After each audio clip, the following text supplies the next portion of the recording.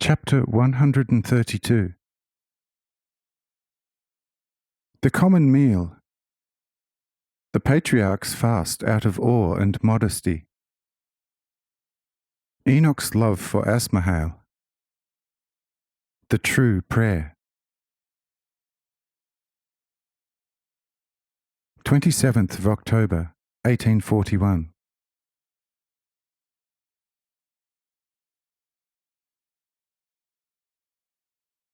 Adam was satisfied with this answer, and so were all the children. And after having in their hearts spiritually expressed their true thanks, they all began to eat and drink, each according to his need and taste.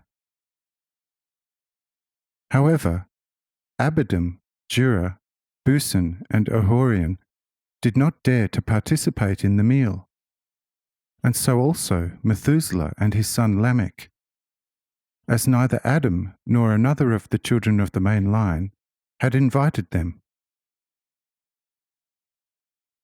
Then Asmahel turned to them and asked, "Why do you not eat and drink with us?" And they replied, "O mightiest Asmahel, how could we dare participate? Behold, where the Arch-Father is eating, how presumptuous it would be on our part to reach into the basket and eat together with him, and to drink from the vessel the exalted Father's sublime mouth has touched. It is already the greatest delight, joy, and satisfaction to us to be able to watch the sublime Fathers happily refreshing themselves.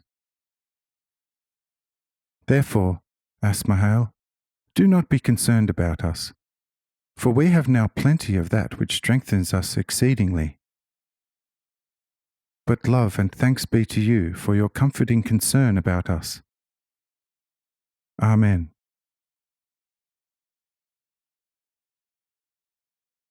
And Abiram still added, "Besides, O great, exceedingly mighty Asmahel, to mention it between ourselves, and with the highest esteem and love, whoever could feel hungry close to you and in your unfathomable presence, since you are yourself the eternal appeasement for all things?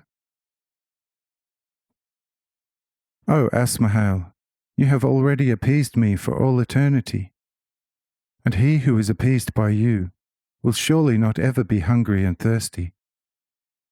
Therefore, all gratitude and love to you. Amen." Having heard these excuses, Asmahel said to the four, "You have spoken well, and my heart has enjoyed what you said. Every one of your words was just, and your speech, Abiram, holds true for all eternity. However, my dear friends, at present you are still on earth and have a body, which belongs to the earth. So it is also necessary to strengthen it with food and drink in the proper measure. Even though Adam is eating and drinking here, what is the difference between Adam and me? If I now tell you, 'Come here and eat,' who will exclude you from the meal if I invite you? So do come, sit down with me and eat and drink without fear, for presently the first will be the last, and the last the first. Amen." Thereupon the four bowed to the patriarchs, praised God, and finally, full of joy and delight, sat down on the ground beside Asmahel and partook of food and drink. This pleased also all the patriarchs, including Adam. Only Jared, Mahalaleel, and Enos were too overwhelmed by Asmahel's great deed to be able to rejoice. They did not know whether they had any food and drink, nor did they know who had spoken and what, and did not see that the four were participating in the meal. For the great feat of Asmahel, as no earlier one, had struck them dumb with amazement, and this dumbness remained with them for quite a while.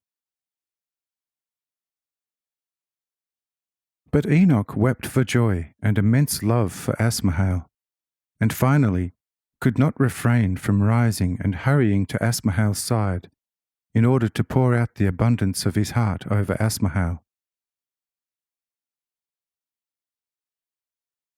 When Asmahel noticed, which was not difficult for him, what was driving the dear Enoch, he rose, went to meet the love-filled one, and said, "Truly, my beloved Enoch, he who will, like you, come to me, will find that I shall promptly rise and go to meet him more than halfway. Truly I tell you that you have now found life, and all death has left you. Your eyes will never see the day of death. Your love has conquered even your flesh, and permeated it with immortality.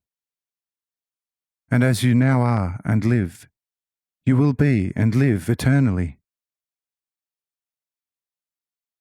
Behold, your descendants shall be the ones I will preserve to the end of all times, and from your line the great promise will one day be fulfilled. Amen." When Enoch had heard these words, his heart was so overwhelmed that his lips were unable to utter a single sound. But Asmahel strengthened him and said, "Beloved Enoch, be calm, and may peace be with your spirit. I know what you now want to say to me. However, I tell you in truth, he who prays and thanks me as you are now doing, with a completely contrite heart, is the one who prays in spirit and in all truth. He who is still able to pray and thank with the mouth, in his body there still beats a heart whose fibres are still attached to the branches of the trees of the world. And when a wind arises tearing on the branches of the trees, the heart is torn too. But a heart like yours is fully at home, and when the winds come it is calm, and unconcerned for the world. And thus it is free to love the Lord above all and everything else out of the Lord.